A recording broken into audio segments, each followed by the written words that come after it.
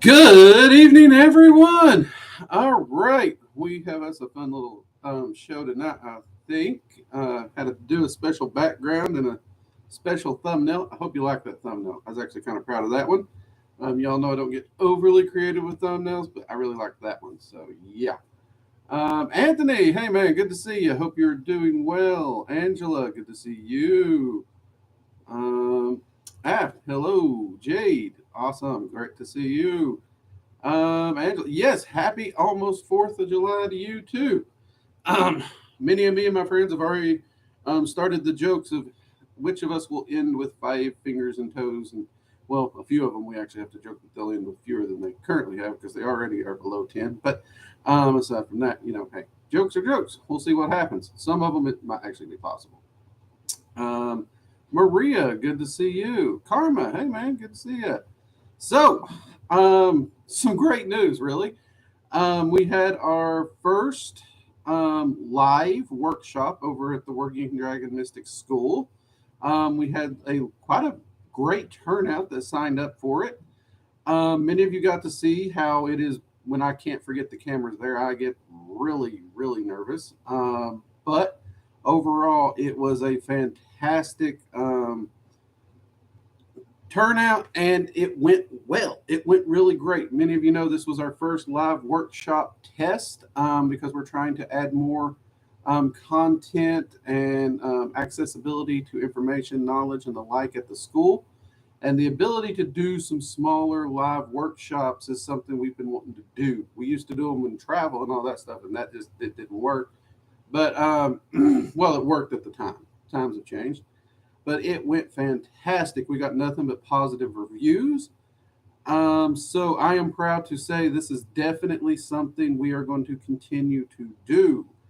I'm going to attempt. My attempt now is I want to try and get at least one a month, maybe two a month running.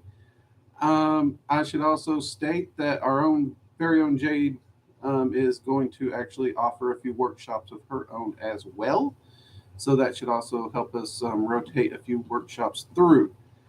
Um, I'm wanting the next workshop I personally do to be on one of the arcane pillars. I'm actually considering doing it on divinations and or well divinations or evocation. We'll see. Still narrowing it down a little on which one I'm going to do, but it did go well. So for everyone who attended, thank you. It was a lot of fun. Let's see, we got a few people popped in, made it. Oscar, good to see you. Let's see. Oh, I'm also supposed to remind you all because I could have swore I did it, but somebody told me I forgot, and I didn't go back to watch the video to correct them. But and I do forget things, so here we go. Um, we do have super chats. So if you have a question and for some reason we get busy, it gets missed, you can give a small donation. It flashes it up really big on super chats to make sure as I see it. Or if you just want to support the channel and flash that up. Now, with that said, we actually do have a goal to reach 40, I think it is, actual um, 40 more YouTube memberships for the channel.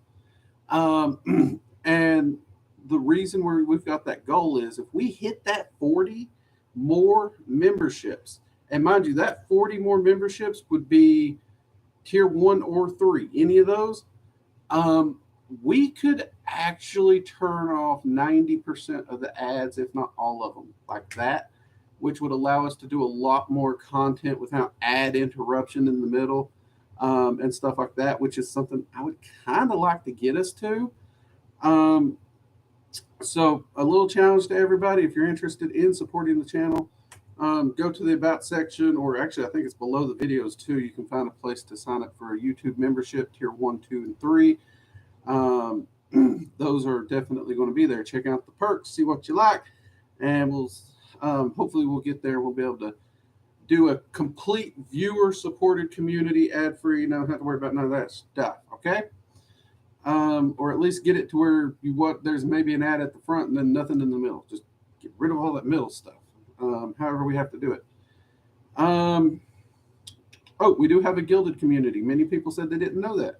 Apparently, I need to mention this more in the actual videos. But We do have a gilded community. Jade, if you have the link, please drop it in there. You usually do without me asking because you're just smarter than me. But yeah, if you are interested in joining the gilded community, by all means do. I think that's it. I think we got it. Yeah. Okay, we got it. Yep. Oh, Jade is going to be offering a workshop. She's actually hoping to have it up. I think within a month or so. She's wanting to do a workshop on crystals, which I think is one that's really needed. And I'm really excited. She's been going over her notes and outlines and everything with me. And I honestly am really super excited for this.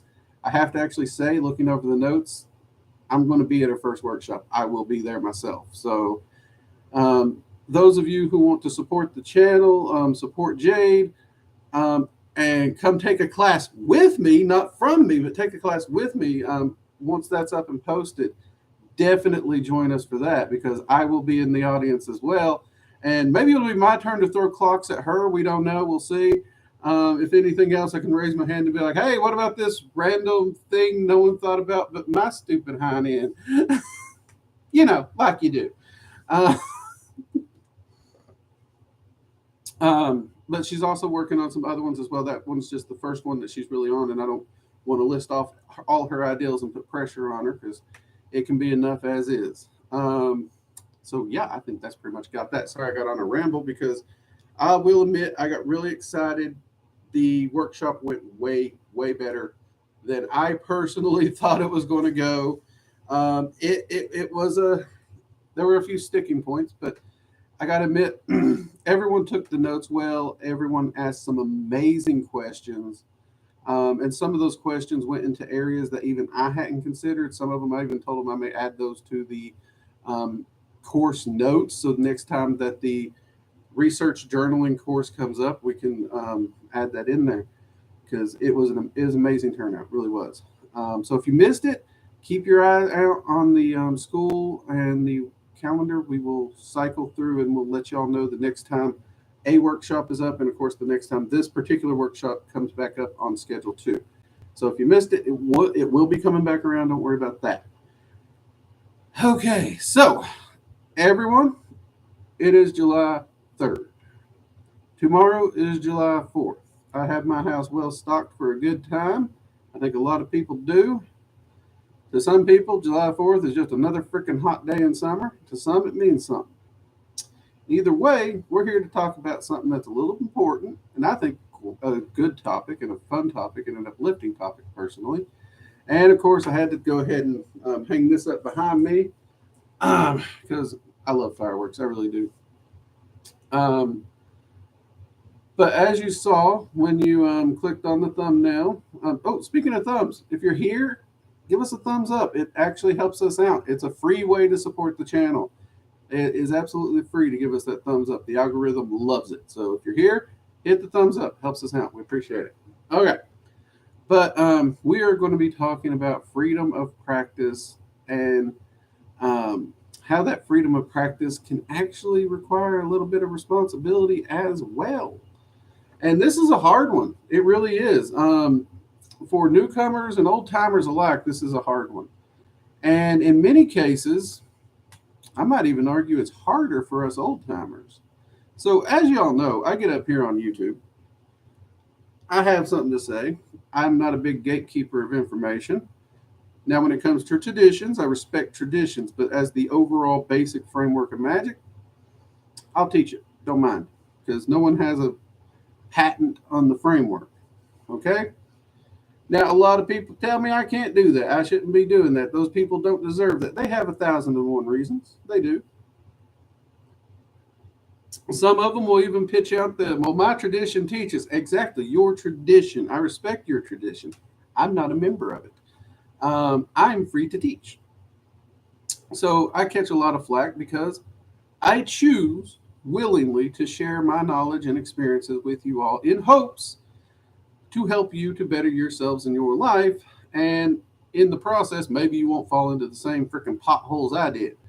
I don't know if you grew up in my hometown, they're everywhere. So you almost need mountain gear just to drive down the road. But, hey. Oh, they're all over the place, Angela. I'm not going to call out names. I don't want to do that. Maybe I should, but I ain't going to. Okay, we're going to keep this respectful tonight. We're going to keep it respectful, as we always try to do. Sometimes I think we might trip over that a bit, but we try. We try. That's the important thing. It is good to try to be as respectful as we can. So, with that, let's talk about that. What does freedom of practice mean? Well, first off, that means you and I are free to practice as we see fit in order to do whatever it is we consider our particular path to be. Um, and that's fine and dandy. Now, when people come to me and they're like, Drake, well, you say this is how you do this. Yes, if I'm teaching you a spell, like all the spells I share on here, these are spells that I have tested myself, and this is how they're laid out, and this is how I've seen them succeed. Does that mean you can't alter them as you see fit? No, it does not. You can alter them. Does that mean I can still guarantee the same results or even likelihood percentage wise that was there before? No, I cannot. You've made an alteration, but you're free to do that. Are you free to ignore any cautionary tales I may tell you? Yes, you are. And many of you know I've done plenty of stupid stuff in my day. I will share those tales with people in hopes that they would avoid them and make quicker progress than I made. But they're free not to. My daughter and, well, even Jade herself are examples of people who have ignored my warnings in the past. Um, and that's okay. That's okay. When I'm ignored, do I get mad? No. Um, However, that said, there are times where people have ignored me and then they got mad at me when they done something that they were warned on. It didn't go well for them at all. And then they got mad at me, come yelling at me because they did the exact opposite of what I suggested. And I always have to tell them, you are free to do as you want. But the beautiful thing about freedom of choice is your freedom of choice is not freedom of consequence. You see, life, we have responsibility. We have to take accountability for our choices. And if I tell you not to go flick the grizzly bear on the nose because he's going to get mad, and you laugh at me and go flick a grizzly bear on the nose and it tears you to pieces, don't get mad at me. Don't get mad at me. Now, that said, magical practices are very philosophical when it comes to right or wrong. Now, on this channel, let's see if anyone actually listens to me. Does anyone know when it comes to magic and successful manifestations what this channel ultimately focuses on? Does anybody? Does anybody know our criteria for if you're doing it right?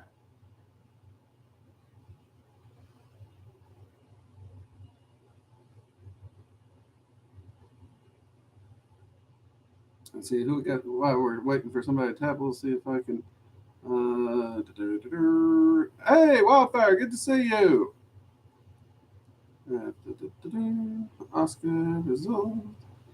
There you go. Results. Yes. Getting results. Yes. I know it's a tricky question because we do mention it so often and it seems so simple, but it is. It is the results.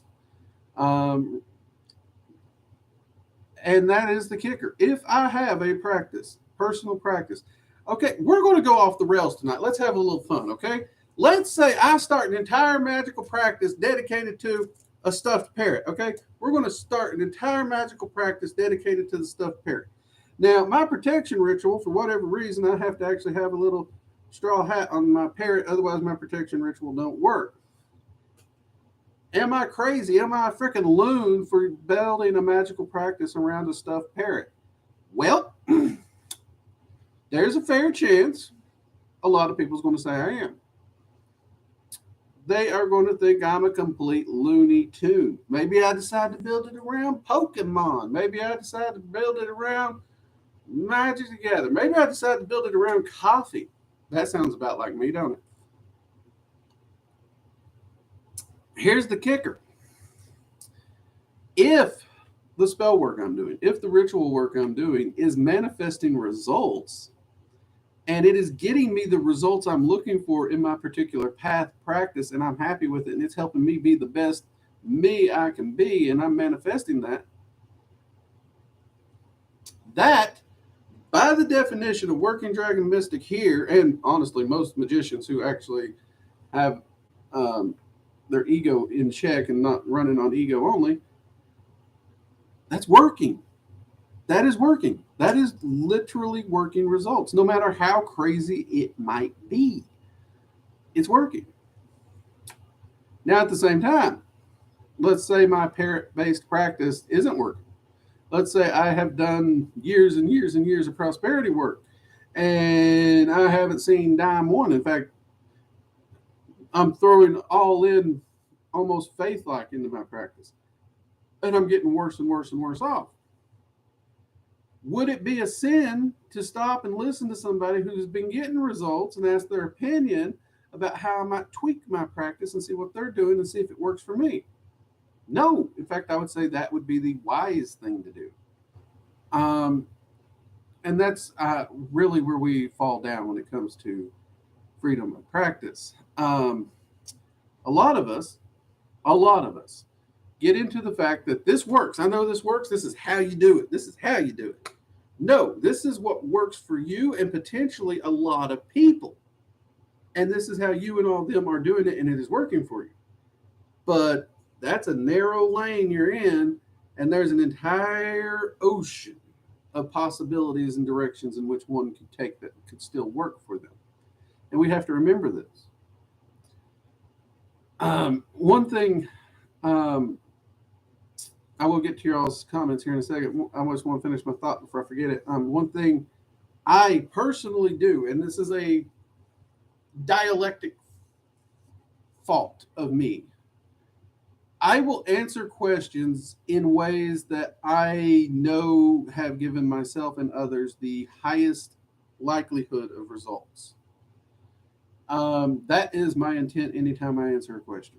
Or I will answer a question in the best attempt to steer a beginner down a potentially safer road or have them to consider the possible side effects of what they're doing. In so doing, when I go back and reread my answers or even watch a video, I occasionally ask myself, it's like, Drake, did you, in your attempt to answer it efficiently, make it sound as if you're closing all other doors to them? Sometimes I worry about that. That's never my intent, but sometimes I worry about it. So I do try to work on how I state these. And I think that's something we should all work on. But I also think we should also keep an open mind that someone may find a pathway that you've never found. All right, let's see. Coffee is a divine force in its own right. You know what? I'll agree with that. I really will. Are you crazy? Not as someone who uses dolls and stuffed animals and sub in stationery and gets results and has gotten results for years, but my workings with my entity friends using these techniques. Exactly. I actually know people who do use Pokemon cards for divinations and even stand-ins for ritual images. It's kind of funny, but it works, you know.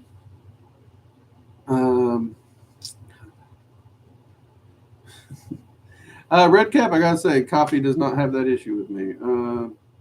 That helps so much because a lot of people told me in the past I was doing it the wrong way, but I was seeing results. Maria, people still tell me I'm doing it wrong. And the funny thing is, most of the people who said I was doing it wrong, especially before we moved to where we're currently at, but our last place we lived, most of them were teaching, but their students would leave them and track me down. I didn't know their students were leaving them at the time. Because at the end of the day, my practice was just, I'd help a person, but they were seeing results. I was getting results. They could see me living it, not just preaching it, because I really didn't preach it. I actually didn't think I could teach at the time, but they actually saw the results manifesting. Whereas a lot of these people who were teaching and referring to themselves as high priest or priestesses and the like, and using fancy titles, couldn't manifest enough money to pay their water bill. So that does kind of, affect a student's image if you can't manage your own self there a little bit, I guess. And And I actually felt bad when I found out their students, were leaving them to track me down. But at the same time, I had to remind myself my goal is to help an individual. And, well, I'd even help the people that were upset with me if they wanted. I didn't mind that one bit. Uh, but, people will tell you you're doing it wrong. That is fine. It's your path.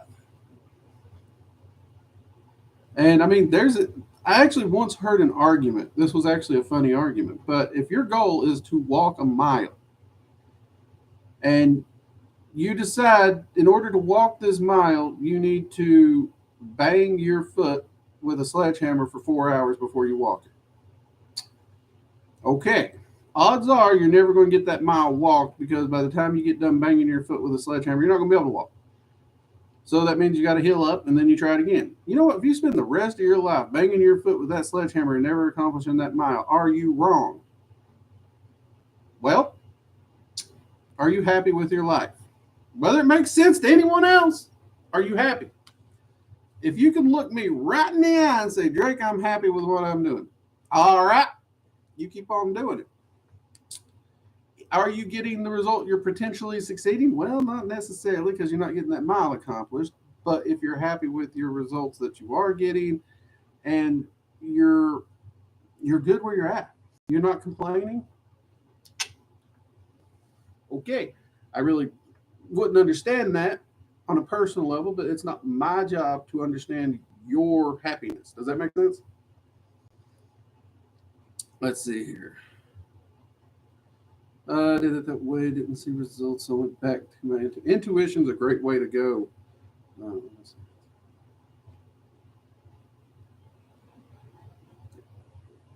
That's why most of my spell workings, if y'all see, they're very, very simple workings. They're not complex. And it leaves a lot of room for self-interpretation and intuition to go into the formula as well.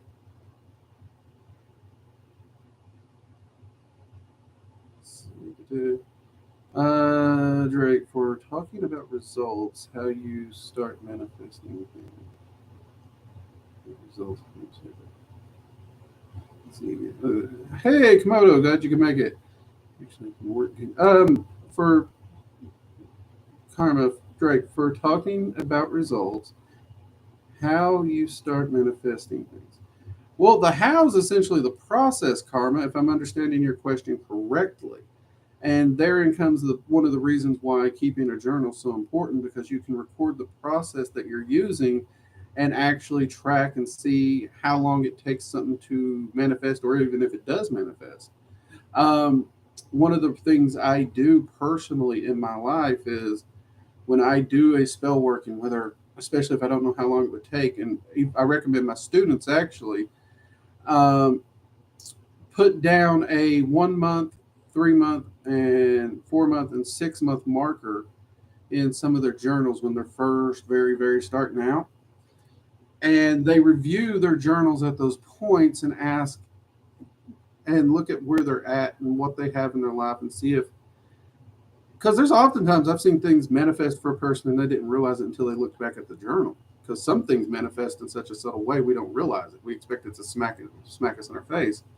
And then in others, they don't ever see it. And if you don't see it after 6 months, people's like, well, it could still happen in a year or something. Yeah, it could, but I'm trying to be a freaking magician, a mage here, semi-phenomenal, cosmic, crazy redneck powers. If it takes longer than 6 months, I think I could have used a different method. And where I live, a panhandler could probably get it accomplished quicker than that. So after 6 months, that ain't magical to me. Now, that's just my 2 cents and an opinion. But that's also what I tell my students. So if it hasn't happened then, guess what? I'm going to rinse, repeat, and try again, do something else. And I usually do anywhere from 5 to 10 of the same working to get it out there and operating. I find that's usually a generally good way. And I repeat the same process. But you have to track it to get those manifestations, and you do have to work your process. And you're exactly right. How do I know what the process is? Well, that's why I'm here. What I'm teaching is a framework to get a starting process for you to start experimenting with. to hopefully get those manifestation results. Did I say hello, Komodo? I think I did. Did I not? If I didn't, oh well. Hello, Komodo. Good to see you. Um,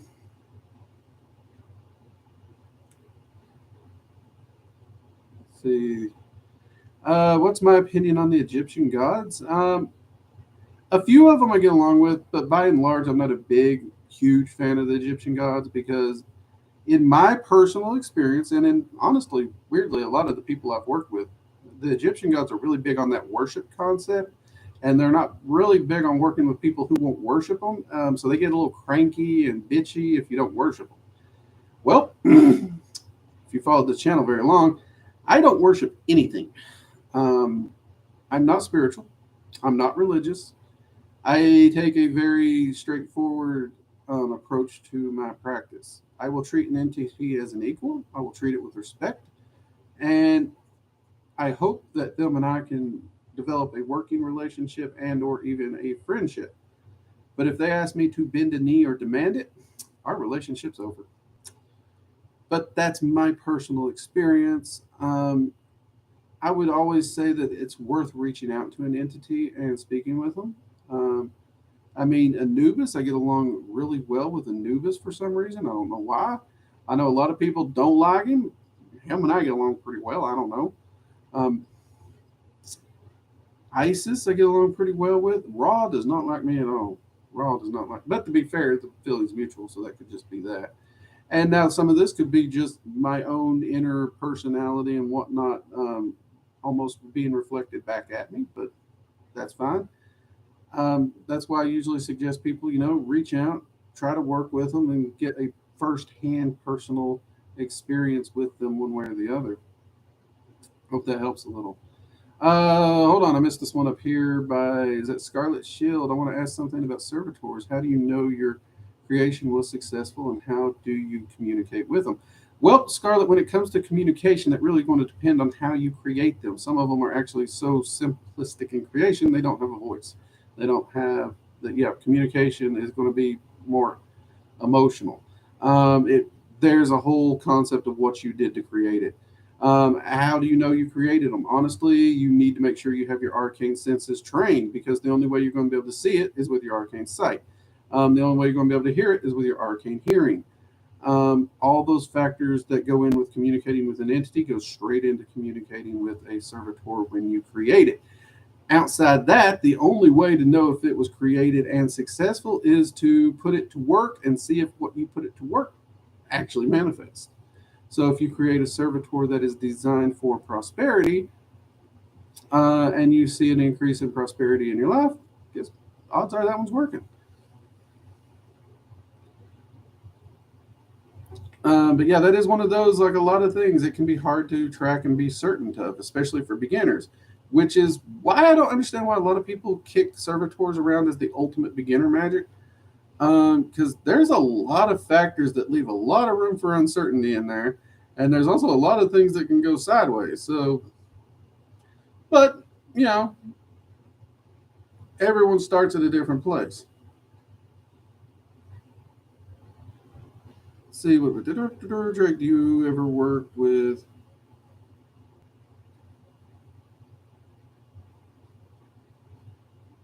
Um, Under this particular spelling of the word, I'm not sure, Karma. Let me see if I can check that spelling real fast. Because a lot of entities fall under a different thing. Carpathian. Okay, this is around the Carpathian. I've worked with entities in those areas. Not a lot though.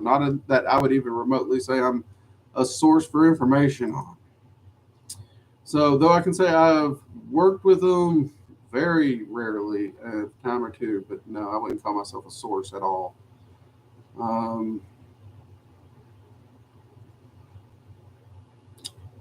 Dice Man, what books would I recommend on Norse magic? Norse magic, that's a tricky one, because it is really hard to find a system that I like, because there's so many of them out there that's gotten way too fluffy for my personal tastes. And I have almost every one I've picked up, I have some issue with. And I'm constantly reading these in attempts to hope to put together a good book or list of books I can recommend. And the problem is, you say magic. A lot of the books don't actually focus on the magic because they focus more on just the honoring of the Norse entities and the practice. Um,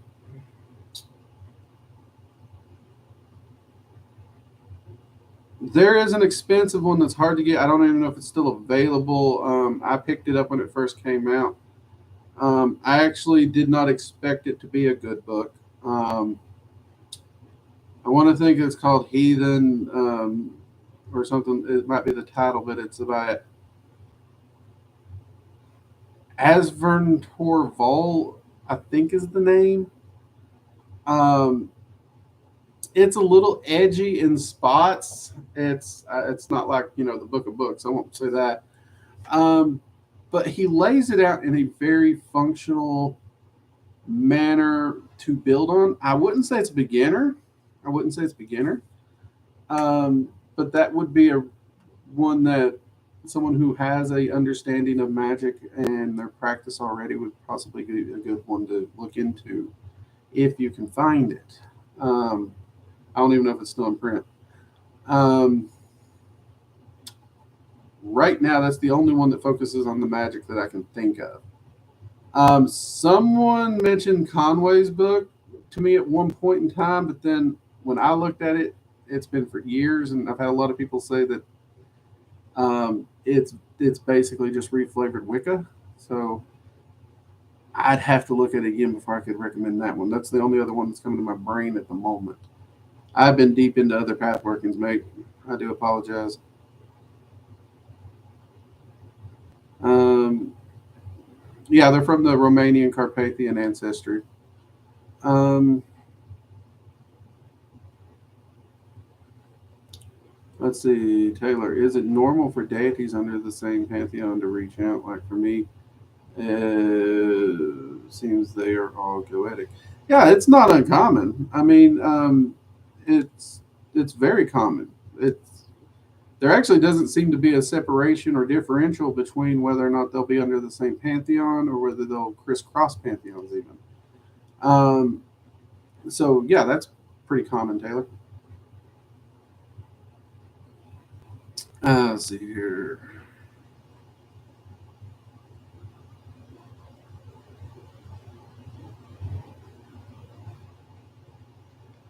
Angela, there are a few dragons that really do enjoy divinations, and I'm pretty sure there's a good chunk of them in Dragon Magic 102. Some of the specialty dragons specialize in divination, and they really do enjoy working with tarot cards. Have I ever had dragons in particular help me with readings? Um, I have. I have. However, more often than not, it's they help me in understanding how to read better, not actually help me interpret the reading itself, which I actually personally appreciated. And that could be because they understand my mentality. That could, again, be more of a my mentality thing. But I do have plenty of students where the dragons will sit down and actually, while they're given their interpretation of the card, the dragon would essentially point out its interpretation and viewpoint as well that they could add to the reading, which there's nothing wrong with that, and that's actually pretty helpful. And if you befriend and build a good relationship with these dragons that work in those divination areas, they're quick to help anytime you pull out a tarot deck. One of them, one of them bugs me because they want me to collect tarot decks and get more tarot decks to show them and whatnot. And I keep telling them I'm not a collector. I will not have a big giant box of tarot cards. There's plenty of people in the world you can pop in and out and you can see them. Heck, you can manifest them in your hand and look at them yourself without me doing it. Um, so they huff and puff at me and roll their eyes, but they understand. They understand. I'm not a big clutter bug, so I'm actually trying to get rid of things, not bring things in, which is kind of funny. But for those who collect tarot cards, I'm not saying there's anything wrong with it. I mean, I myself, when people show me their tarot cards, I find it amazing. The artwork's beautiful. Don't get me wrong on that. So yeah, when you are working with your practice, everyone seems to focus real heavy on that right or wrong. Um, and I've often found that overly worrying about right or wrong also slows us down in our path. So, really exercise your freedom of practice, but try for all you will also to respect the right of another person to practice differently and even disagree with you. Let's see, what is this? Maria, what type of coffee is your favorite? You said hazelnut. I don't drink flavored coffees. I don't. I drink different styles of black coffee. I used to drink a lot of Death Wish, though sadly, their quality has gone down drastically. I actually canceled my subscription.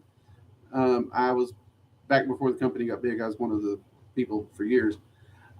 These days, I mostly get all my coffee from a company called Iron Bean Coffee Company. I absolutely adore them. I have never gotten a bad batch of coffee from them ever. Um, in fact, that's what I'm drinking right now. This one here is a extremely dark roast.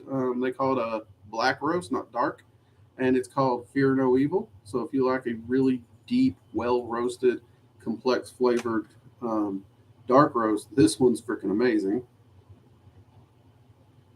Both me and the wife are hooked on one of theirs. It's called Skulls of My Enemies. It's a medium to dark roast, so it's really in that sweet spot. Man, I could drink that stuff all day long. I ain't kidding. I ain't kidding. And they did create a roast that is high caffeine like Death Wish was, and they really packed it full of flavor. So those are kind of the ones I go for. I So it's probably best to say I prefer medium dark to dark roast coffees. Are the ones I reach for more often than not. If that helps a little, Maria. I don't really do a lot of flavors. I don't really do a lot of sweets either, though. So that's probably it. Let's see here. Wildfire, you mentioned several streams ago about a new Dragon Magic book. I've been trying to find it just so I can look at it. Do you remember what it was? Actually, I do, Wildfire. In fact, it's over here beside me due to some research notes. Oh, crap. I'm about to knock stuff over.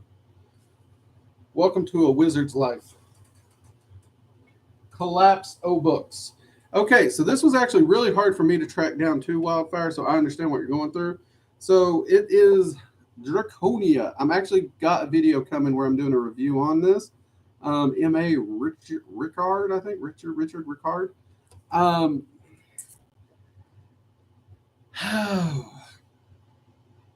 Like I said, I've recorded a full video. It's coming it's already uploaded. Y'all know a batch upload, so no secret there. Oh, look, I actually used a kilt sticker as my bookmark. Um, wait a minute. YouTube, that's a company. Don't tag me for the name of the company. I just realized what the name of that company was. So here's the thing. This book, I have an issue with it. I have a big issue with it. This literally feels like he took Conway's Dancing with Dragons, just picked it up, pulled it over here, reworded it, used the same terminology, the same tools. The only thing he did, the only thing it feels like he really did was we've always talked about Dancing with Dragons as kind of a heavy Wicca framed dragon magic with a splash of ceremonial rituals in it. Okay, well, if you take the Wicca out and up it into more of a ceremonial style, if you took Conway's works and went from Wicca to ceremonial, that's all this feels like. Most of this is reworked versions of ceremonial magic.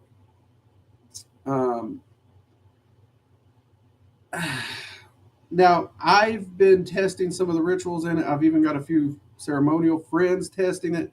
And for example, I mean, there was an interview where Conway actually admitted she didn't channel the dragon script. She made it up. Her dragon script, verbatim. is copied and pasted, and at no point in this did I ever see her name credited. That bothers me. That really bothers me. A person should get credit. So that's a personal beef. But one thing that I do have to say that I liked about it is there's a lot of people who would prefer a ceremonial approach that is easy to approach, similar to Conway's works. This gives an option. And for those who take Dragon Magic 101, for example, Dragon Magic 101, it doesn't follow really Conway's or this. As you all know, Conway's the one who encouraged me to publish. And I'm grateful she did, because I don't think I would have published without her encouragements. But even if you took Dragon Magic 101, you could read through this and look how this is set up ceremonially, and you could interweave the two to customize your own practice. Again, like tonight, we're talking about do your own thing, that freedom of practice. So it's actually a really good time to ask that question there, Wildfire. But an in-depth ramblings on my opinions and thoughts on this, we have a video coming. Hope that helps you a little, Wildfire.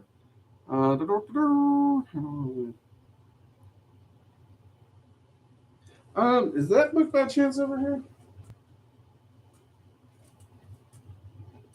Oh, yep, it's over here, actually.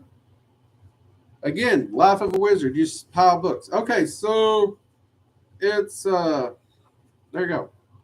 It's Heathen, a Viking Grimoire of Sorcery by Asbjorn. I can't pronounce it. He did publish this through Become a Living God, which is one reason I don't know if it's still available. I haven't checked out any of their stuff in a very long time, and I know they had some issues, and I even covered the name because they've had issues with YouTube. Before anybody says anything gets into that, I'm not getting into that. We don't want no drama on here about that. So, but that is it. This is definitely a hardback. I do not know if it's still in print. I do not know if it's still available. It is a unique take. I would not necessarily call it traditional per se, though it does pull from a lot of good traditional sources and practices. So, but then again, this is very important. When we're looking for Norse magic and everything, we have to understand there are no sources. There aren't. The only source we have is the Havamal. That's it. And the Edis. That's all we got. There are no actual traditional sources because everything else is past that and is actually reconstructed. So, there is no true traditional source. Do remember that. See, and I fell behind now. I drink my coffee in the same way my grandmother did. Half black, half milk, a dash of cream sugar. Nothing wrong with that. Cream and sugar works for a lot of people. Like I said, I just don't do a lot of sugar. So, I'm just not a sweets fan, unless it's pie. I love pie.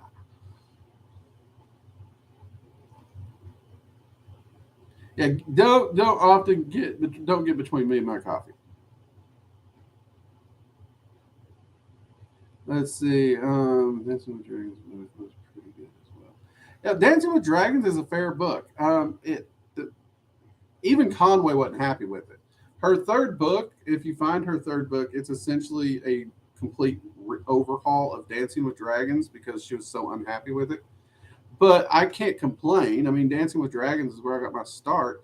And true, I don't use anything in it no more, but it allowed me to at least get those first initial contacts and learn. So that in and of itself makes it a useful book in my opinion.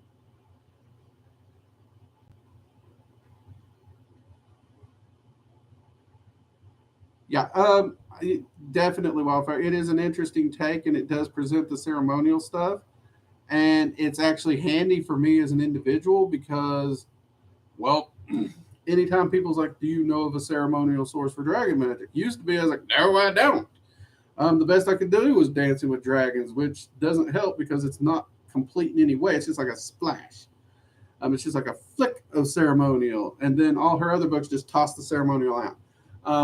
So it doesn't even follow the flow. So it is actually nice to see an author who publishes a ceremonial take on it. Whether I'm rubbed the wrong way on the fact that he didn't credit her for her work, and it does feel like it was a little bit overly picked up and transferred. That's a personal opinion, and you know, much like a personal practice. Well, unless I'm the lawyer, it's none of my business, which I ain't the lawyer. I definitely probably have more money if I was a lawyer. Also, wouldn't be as honest, I don't think. But again, that goes down opinion road. We don't want to go down that road.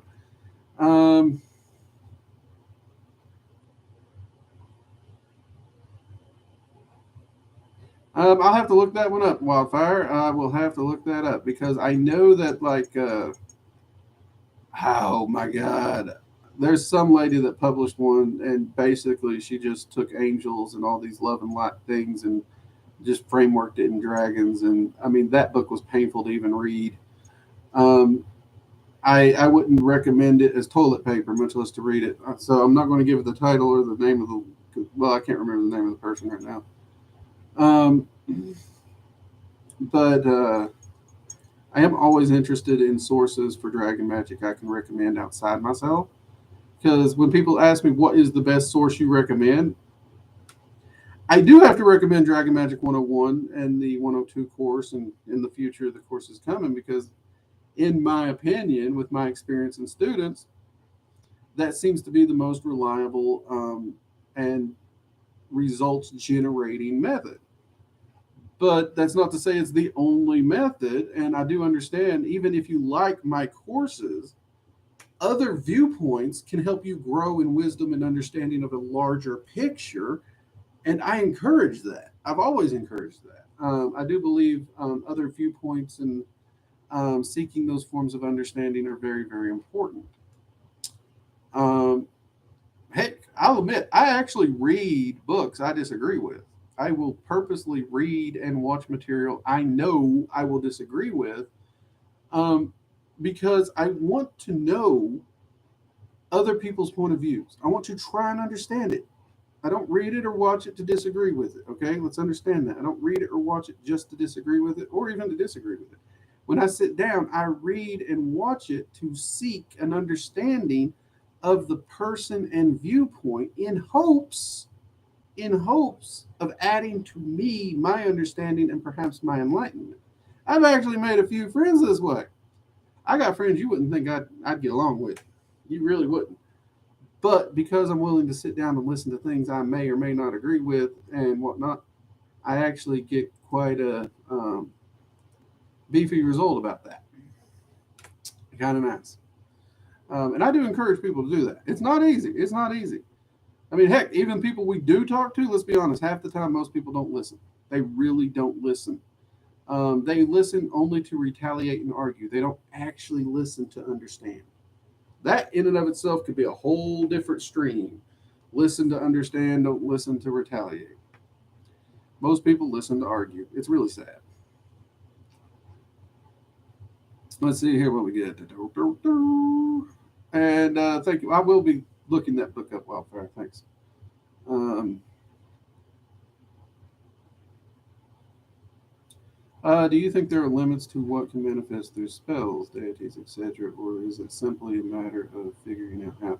Well, Red Cap, that's kind of one of those great philosophical debates. Okay, now we've already said here tonight, I'm not a man of faith. I'm not a spiritual man of any shape, form, or fashion. I require data. I require proof. Okay, if even my loving wife comes in here and says, Drake, the sky's freaking purple and it's raining meatballs. I don't care how much I trust her. I don't care how much I love her. She has to prove it. Otherwise, it ain't happening. And this is where a lot of people get pissed with me because you can say and claim a lot of things. But what can you prove? I've done a lot of traveling. I've spent a lot of money, and I put a lot of money on the line for things like that. I've had people claim spontaneous manifestation of physical objects. I've had people claim um, actual shape shifting of hair color and the like. But when the rubber meets the road and there's a check online and I'm ready to hand them $3,000 if they can prove it in front of me, no strings attached, no smoke and mirrors, no one's ever collected the money, ever. I still wait for it. Um, because there's a part of me that hopes, you know, I have a little flag of hope out there in the distance. But also understanding the multiverse as I do based on my gnosis and my research and all that, I do think there is a limit within the physical realm in order to maintain its balance. And this is something the dragons have talked about to some extent, though I've not actually sat down and directly asked them and tried to make a list of where that balance is and what the breaking point would be. Because honestly, I'm still working on manifesting things as is. I don't think I'm anywhere close to that wall, nor have I met anybody that I would say is close to that wall. So there's that. But, if that balancing factor is not there, then in theory, only in theory, a human being with enough knowledge, enlightenment, and focus, in theory, might be able to not have a limit on manifestation. The key problem with this also falls into if you look at the concept of the soul, and even outside spirituality or the multiverse, when entities and beings talk about the soul, the material plane in our existence here is for growth and understanding. So if you reach the point to where you have no limits, you also reach the point where you're no longer material. So it's kind of a catch-22, really. So the limits, I would say, apply to the physical realm. The physical realm. Obviously, once we break the cycle of the physical realm, those limits don't apply. But we would still be learning. Even the gods, as we know them, are still learning and growing. They're not done. But it is a philosophical thing that we could go round and round and round and round on. But it is a fascinating thing, because I can personally say I've had instructors and teachers that told me certain very specific things were impossible. I've gone beyond what they told me was possible. So I always keep an open mind, but an open mind does not blindly believe everything it's told. I still expect proof. I expect reasoning. I expect when someone comes to me with a claim or a fear, I ask them, why do you fear this? Where's your reasoning? And I expect them to be able to present a logically well thought out case. And I do the same with my magic. So some people adore the fact that I take that logical approach. In fact, most people on this channel do, because that allows me to take a larger evaluation without closing doors. Others, usually people who really are more spiritual or religiously focused than manifestation focused, and nothing wrong with that if that's your bag of chips, don't like it, because they feel that since I can't blindly just take their word for it or trust them or have faith, that that's a smack to their face.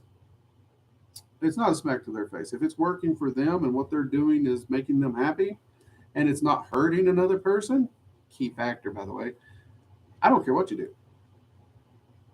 But faith has almost killed me, literally. It almost put me in a pine box on several occasions. I will not try it again. Hope that helps you a little, Red Cap.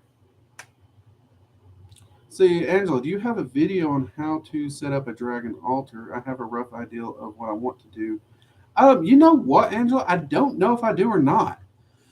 And I say that because dragons don't require altars. I don't keep an altar. So even though that video makes absolute sense for this channel, I don't know that this goofy redneck thought of it. So I'm going to check that. I will search that. I do have one. Okay, I do have one. Apparently I do. Thanks, Karma. I'm going to have to go back and watch that myself now. Hey, Hellcat, man. Greetings. Long time no see. What's up to you? That said, if you are setting up a dragon altar, few quick tips, Angela. So go check out the video and see if it is there. Yeah. Focus on balance. Dragons, their whole shtick is balance. So if you're setting up an altar, it should be about balance. So look at the altar. You have the center line. You got the left. You got the right. Balance it. What I usually do when I set up a workspace for the dragons, I will keep it balanced. I'll have a dragon's eye seal in the center due to the way the dragon's eye seal is set up. It is that unity of balance of everything. So I usually put that in my center. I like to put a candle on either side. It can be the same color. It can be different colors. The color doesn't matter, but you can use color if you like pretty things. Nothing wrong with that. And I try to equally space them. I'm not getting a ruler out, but you know what I mean. Just eyeball it. And if I'm using incense, I'll either set that at the back or up front close to me or directly on the dragon's eye seal, depending. And whatever I add, I just always keep it balanced. I just keep it balanced. And that's pretty much what I do. If you use a dragon statue, again, it either needs to be a single statue in center or you're going to need two to balance. Always keep that thought in mind, Angela, the balance. And your workspace and or altar, whatever you want to use it as and or call it, will be just fine and dandy. Okay? Hope that helps a little tips there. Ideals rough 1, 2 for dragons, third one. So yeah.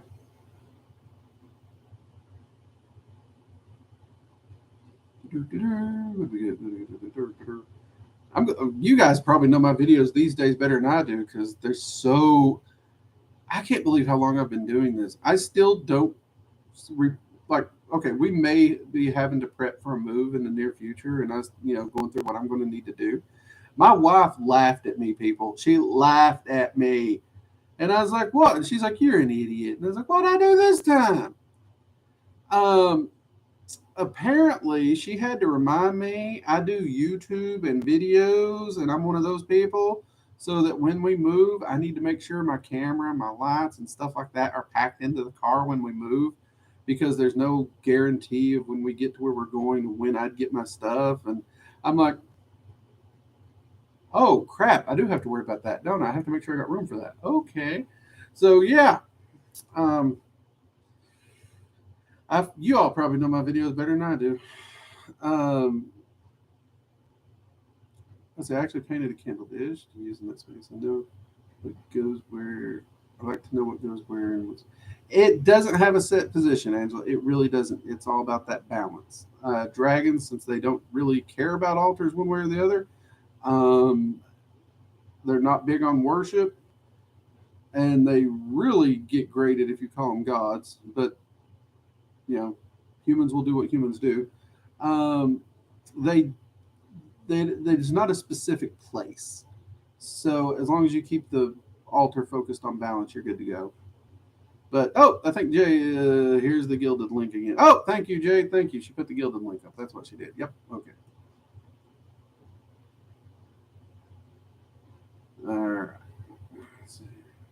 And yeah, I love to make my own stuff too. I'm with you on that. No, and I know it's good to have the little spot set aside for them. I totally get that. Yeah, I totally get that. At this point in my life, though, they just sit wherever they want to in my house these days. Anthony, Brew, Anthony, you're throwing clocks at me, mate. Did Jay put you up to that?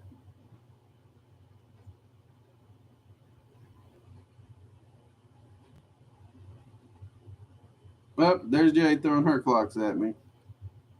Right on down, dude. Yeah. practically every day there is several dragons in this house bugging me. Those of you who are currently taking Dragon Magic 102 will probably recognize the name Terror Scale, which is one of the earth dragons that we give information on, as well as sigils and everything to work with. That bugger loves to come around the house a lot. I love him to death. He's a good guy, but he can get a little rambunctious, occasionally annoying. Good friend, but man, oh man. There's times it's like, dude, would you go home, please? Please, go. Go on, over there. Love him to death, but yeah. It just happens. That's how life goes when you get deep into this stuff, which I enjoy it. I'm actually a hermit by choice. I don't really like to get out in the public, and people can annoy me quickly. So it's good to have the spirits hanging around to bug me at home and tell jokes with me and make fun of me and mess with my freaking Alexa device. You guys, I mean, seriously, the stuff they do with this thing, it's just like, would you please stop? Anywho, I better get off here before I go down another rabbit trail. My wife is making me dinner. She's making me lasagna, which I know it's not healthy. It is nowhere near my diet plan of any shape, form, or fashion. But it is the frickin' 4th of July. Let freedom ring. Let freedom of diet and food choices ring. You call me Garfield, okay? When it comes to lasagna, I'm as bad as Garfield. I really am. There will not be leftovers. I am a man on a mission. And if I remember right, she also got me key lime pie. So she's feeding my inner Garfield and my inner parrot head on the same night. People, there's a reason I love this woman. I really do. Um, that said, you all have a wonderful week. Let me see here if I can check real fast what the upcoming video is this week. I got a lot of positive responses from the banishing spell. I'm glad so many of you enjoyed it. Real fast, what is it? Oh, okay, that's going to be handy. So this week we're actually going to be touching on tools in dragon magic and what dragons think of tools, because a lot of you've heard me talk about and say dragons don't care about tools, but the most magical practices, we got all these tools and bits and baubles, and well, let's be honest, we as humans, we like shinies, don't we? I mean, I've always got some pinned in her necklace. Well, I got two of them hanging over here. I got a random parrot on my desk. What's that about? Well, my daughter got me that. What can I say? And I do keep it on my desk. So we will be going into to discuss that and kind of reel that back in just a little bit to talk about dragons and how they view about tools. I know many of you have been like, Drake, where's the dragon magic videos, my man? You are the working dragon mystic. You've not done a dragon magic video in a while.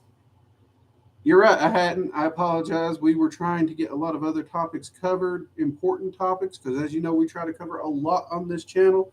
And I am a one-man goofy show trying to share info.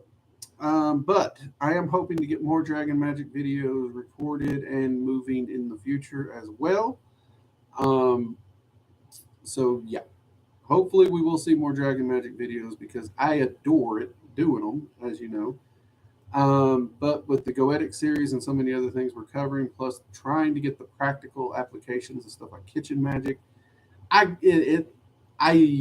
don't think I'm ever going to run out of stuff to talk to you all about, which is fantastic, because if this is what I'm doing till my dying day, helping others improve their lives through, weirdly, YouTube, because y'all know technology hates me, so the fact that my ugly mug's up here on YouTube, that's still, I'm still trying to figure out how that happened. But hey, I'm here, right? And you all seem to enjoy me being here, so we did something.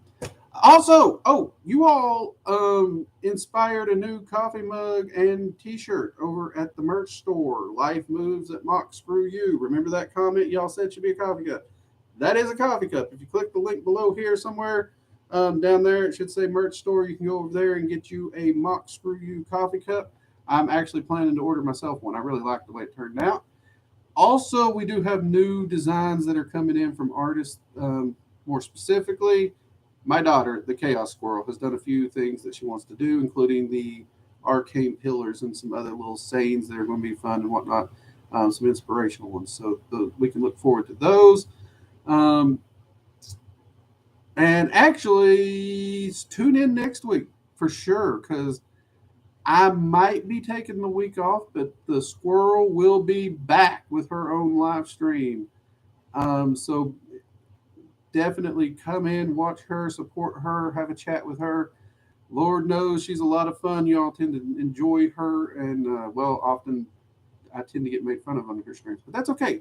I love a good humor. So if I'm not here next week, she will be here because I could just use a mental break. We'll see if I get that next week or not. Y'all have a fantastic week. If you are celebrating the 4th, do so safely. Don't lose any fingers. Don't get arrested. You know the drill. Okay? Stay safe. Have fun. Make some noise. And I will see you all next week. All right? Take care. Good night. Bye-bye.